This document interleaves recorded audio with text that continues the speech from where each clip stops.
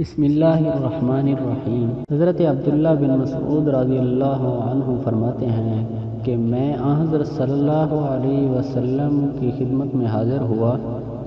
آپ صلی اللہ علیہ وسلم کو بخار تھا۔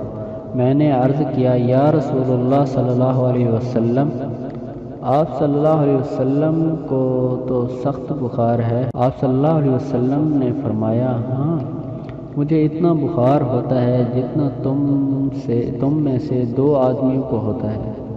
میں نے عرض کیا یہ اس کے لیے کہ آپ صلی اللہ علیہ وسلم کو اجر بھی 2 ملتے ہیں۔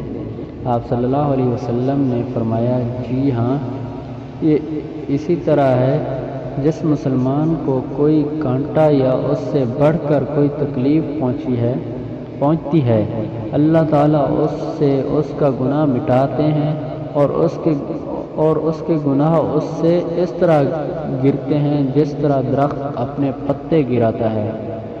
تو پلیز اگر ہماری ویڈیو اچھی لگی ہو تو ہمارا یوٹیوب چینل حدیث پاک کو سبسکرائب اور لائک شیئر ضرور کریں۔ شکریہ۔